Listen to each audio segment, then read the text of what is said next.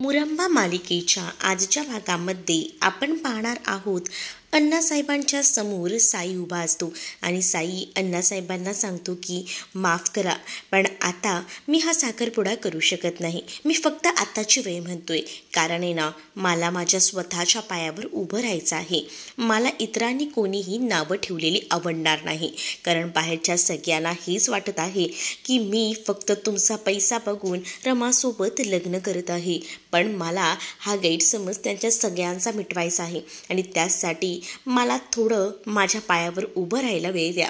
मी एकदा का पूर्णपणे माझ्या पायावर उभं राहिलो ना, का मग मी तुम्हाला स्वतःहून सांगेन की मला रमासोबत साखरपुडा करायचा आहे.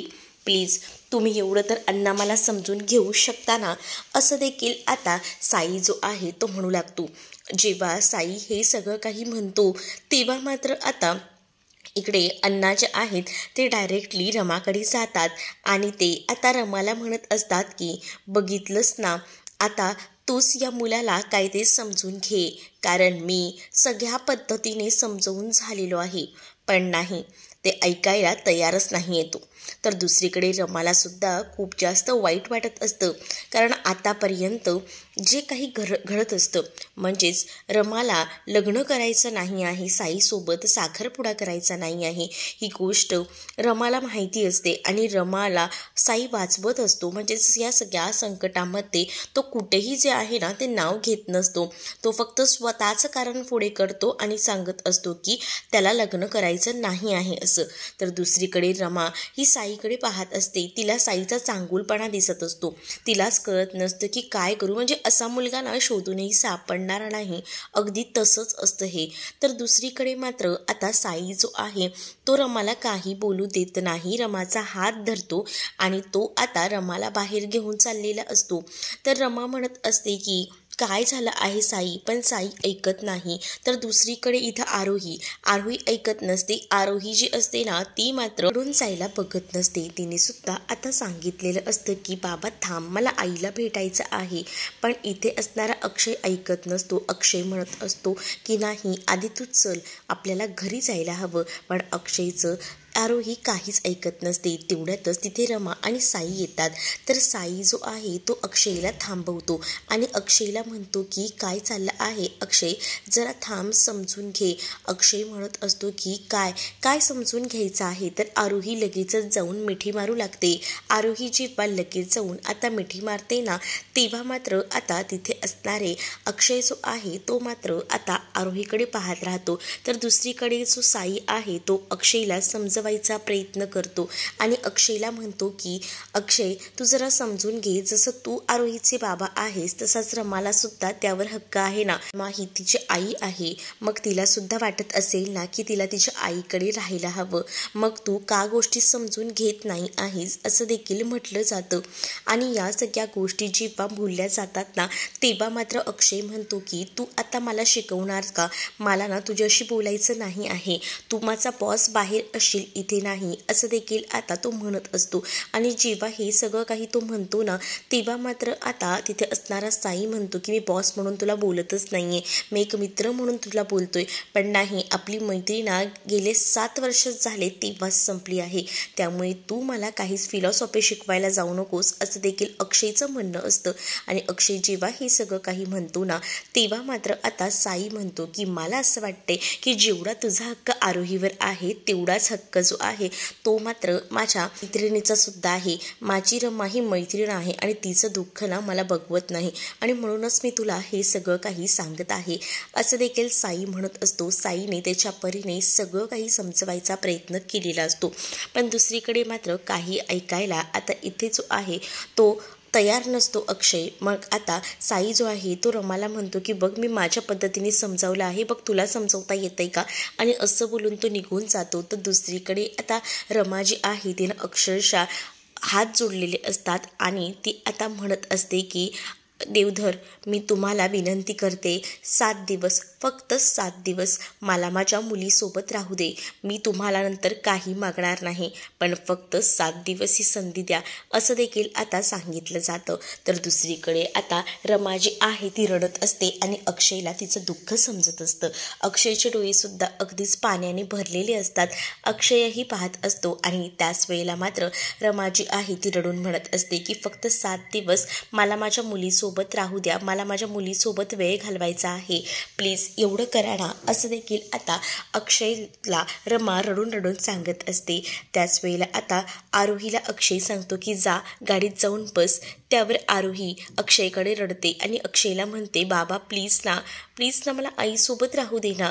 पण आता अक्षय म्हणत असतो की तुला सांगितलं आहे ना गाडीत जाऊन बस, म्हटलं तर गाडीत जाऊन बसायचं. असं बोलून आता खूपच जास्त चिडचिड जी आहे ती अक्षयची होत असते. तर दुसरीकडे मात्र रमा जी आहे ती रडत असते.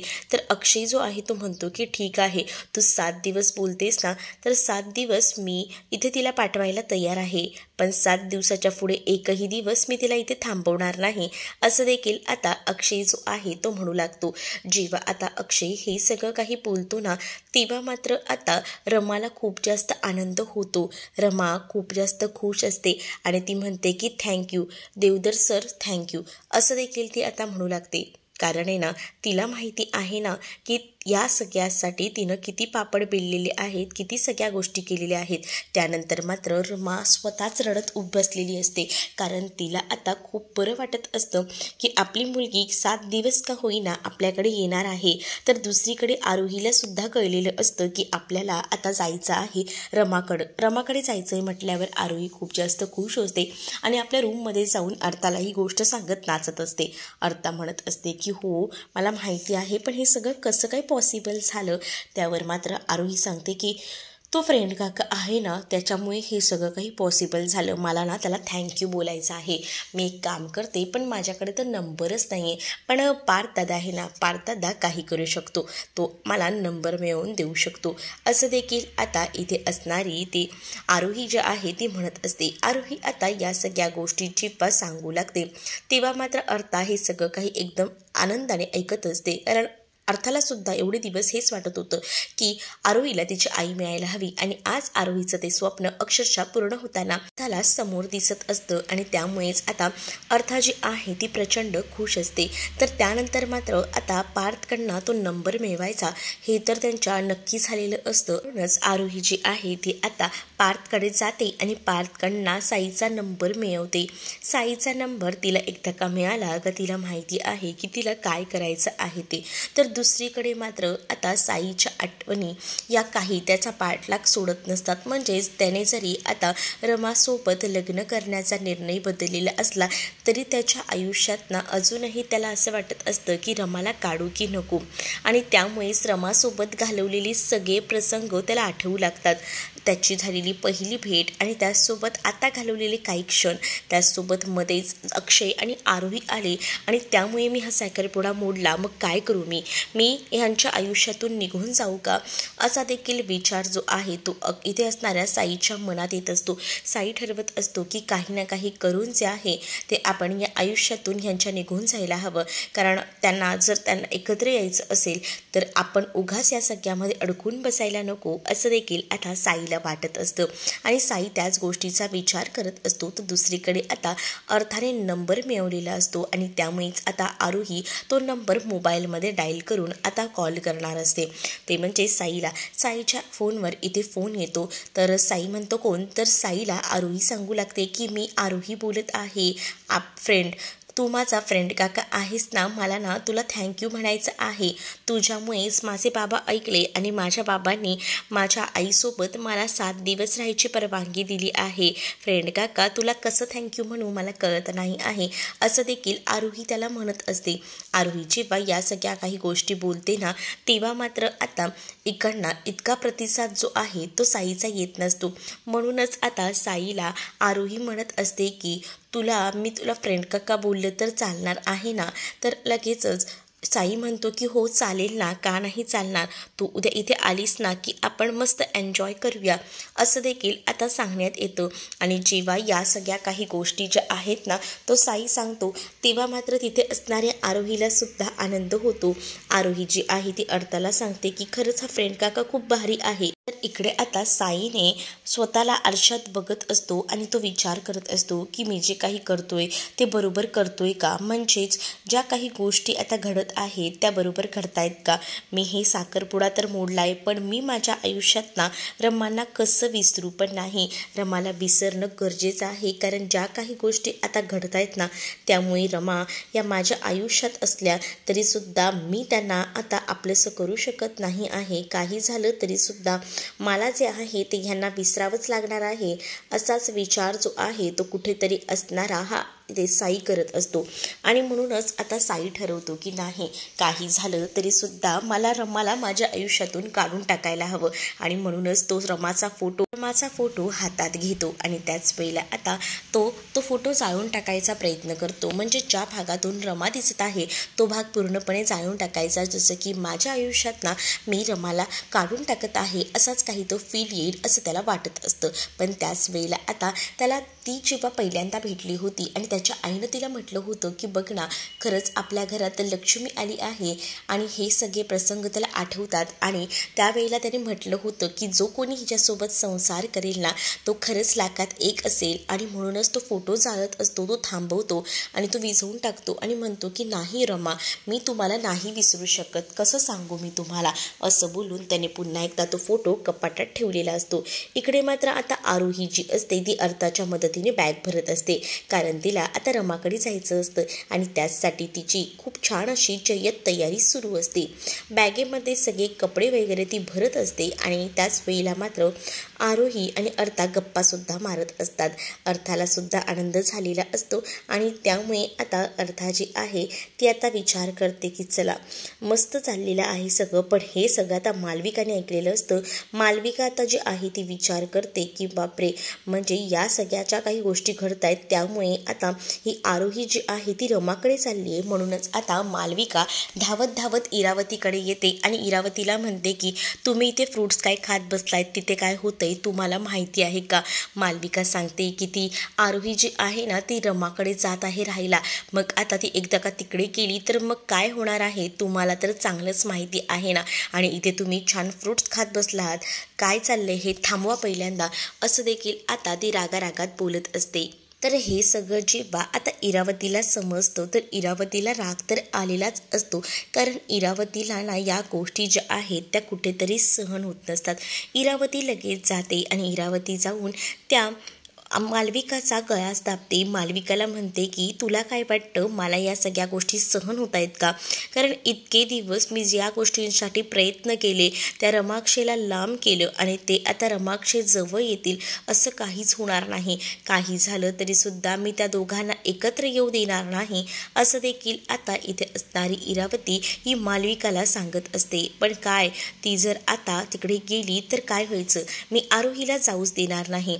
उद्या बघ नेमकं काय काय होतं ते.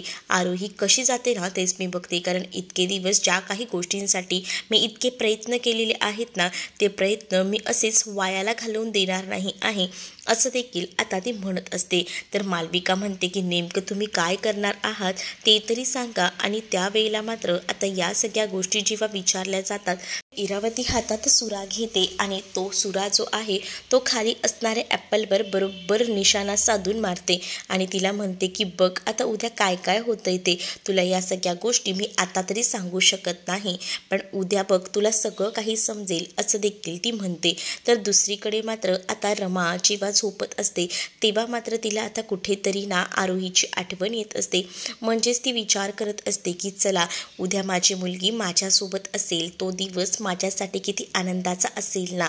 मला माझी मुलगी काही झालं तरी सुद्धा हवी आहे आणि उद्या जेव्हा माझी मुलगी माझ्यासोबत असेल तेव्हा किती छान होईल. आणि उद्या मी तिला घ्यायला मुकादमांच्या घरी जाणार आहे, मग मुकादम कुटुंबीयसुद्धा मला 7 वर्षानंतर भेटतील.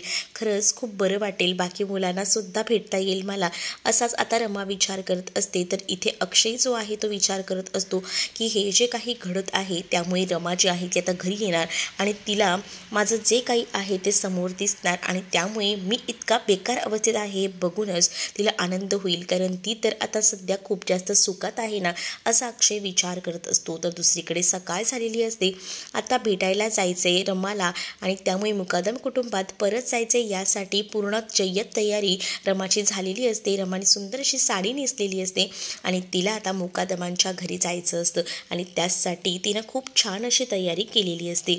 तर ती आता ठरवते की चला आज मुकादम मला भेटतील, सगळीजणं माझ्याशी बोलणार नाहीत पण निदान मला त्यांना भेटता तरी येईल, बघता तरी येईल इतक्या वर्षांनंतर, असा देखील आता रमा जी आहे ती विचार करते. तर दुसरीकडे मात्र आता या सगळ्या गोष्टीचा विचार करणारा हा अक्षय हा सुद्धा म्हणतो की मी एक काम करतो, मी तर ना आताच्या आता इकडनं निघून जातो, म्हणजे रमाला मला सामोरं जाता येणार नाही. मी घरात थांबलो तर पुन्हा वाद होतील आणि त्या सगळ्या जुन्या आठवणी आणि मला त्याच नको आहेत, असा अक्षय विचार करतो. आणि अक्षय जो आहे तो रमा यायच्या आधी घराच्या बाहेर पडायचं ठरवतो. तर इकडे आता पाहायला मिळतं रमा जी आहे ती आलेली असते. रमा जेव्हा गाडीतून येत असते तेव्हा इथे असणाऱ्या सीमाला जे आहे ना ते खरं तर कुठेतरी वाटत असतं की रमा पुन्हा येईल, रमा आता पुन्हा आल्यानंतर मला जे हवंय ते सगळं काही शक्य होईल. आणि चक्क आता सीमा ज्या गोष्टीची आतुरतेने वाट बघत असते ना ती गोष्ट आता अक्षरशः शक्य झालेली असते. म्हणजेच रमा जी आहे ती आता मुकादमांच्या घरी येते. पण इथे मात्र इरावतीनं प्लॅनिंग करून ठेवलेलं असतं. जेव्हा रमा तिथे येणार तेव्हा मात्र आता ती जो काही कचरा असतो ना तो सगळा काही रमाच्या अंगावर टाकते. तर रमा आता पहिल्याची राहिलेली नसते, ही आता आर.के. मॅडम असते. त्यामुळे आता रमा जी आहे ती इरावतीला चांगलंच धमकावते आणि म्हणते तुम्ही जे काही केलेत ना ते आधी उचला, नाहीतर मला चांगलंच माहिती आहे की पोलिसांना कसं बोलवायचं ते. त्याबरोबर आता इरावतीची तर नाचक्कीच होते. इरावतीला झक मारत का होईना सगळा कचरा उचलावा लागत असतो, नाहीतर तिला माहिती आहे पोलिसात रमा दिल्याशिवाय शांत बसणार नाही. तर इकडे सीमा बघते तर काय समोर रमा असते आणि रमाला बघून सीमा धावत जाते आणि रमाला मिठी मारते. आणि रमाला जेव्हा ती मिठी मारते तेव्हा रमाला ती म्हणते की मला तुझ्यासोबत घेऊन चल, मला नाही राहायचं इथे. तर दुसरीकडे मात्र रमाला सीमाची अवस्था बघूनच खूप जास्त वाईट वाटत असतं. तर तू जेव्हापासून गेलीस ना तेव्हापासून हिला मी मानसिक रुग्ण केलेलं आहे, असं देखील आता इरावती जी आहे ती निर्लज्जसारखी बोलत असते. तर सीमाला आता रमा समजावते आणि म्हणते की मी लवकरच येईन, मग आपण एकत्र राहू, हे देखील सीमाला तिने सांगितलेलं असतं. पण रडत असलेल्या सीमाला ती जवळ देखील घेते आणि तिला मायेने समजावू लागते. दुसरीकडे आरोही आणि रमा जायला निघालेले असतात. त्याच वेळेला आता आरोहीने गाडीत ना अक्षयला कॉल केलेला असतो आणि अक्षयला ती म्हणत असते की बाबा तू सुद्धा ये ना, आपण मस्त ना तू मी आई मजा करूया.